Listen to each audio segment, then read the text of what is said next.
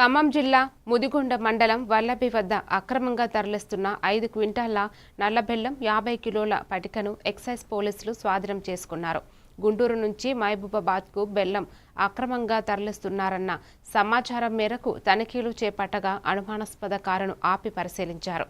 ఈ తనిఖీల్లో భారీగా నల్లబెల్లం పటిక లభించడంతో వాహనాన్ని స్వాధీనం చేసుకుని ఇద్దరిని అరెస్టు చేసినట్లు పోలీసులు తెలిపారు.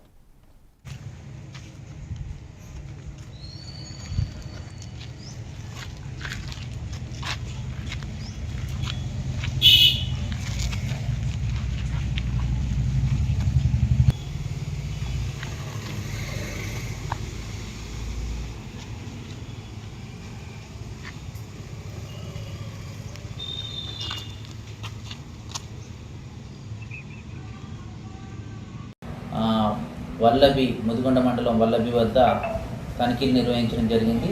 ఈ తనిఖీలలో జగ్గైపేట ప్రాంతం నుంచి ఆంధ్ర ప్రాంతం నుంచి ఖమ్మం వైపు వస్తున్న ఒక కారును ఆపితే అందులో 500 కేజీల బెల్లం 50 కేజీల పటిక దొరికింది. ఈ నిందితుల వివరాలు అడిగితే వాళ్ళు కర్లపాటి స్వామి, ఈయన మహబూబాబాద్ వాసి, తర్వాత షేక్ యాకూబ్ పాషా, ఈయన కందికొండ గ్రామం మహబూబాబాద్ జిల్లా వాసి.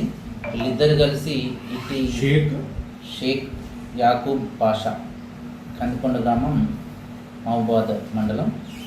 వీళ్ళిద్దరు కలిసి ఈ బెల్లము మరి పటికను గుడుంబ తయారీలో వాడే వీటిని నల్ల బెల్లం పటికను గుంటూరు ప్రాంతంలో కొనుగోలు చేసి మహబూబాబాద్ ప్రాంతంలో నాటుసారా తయారీదారులకు అమ్మకానికి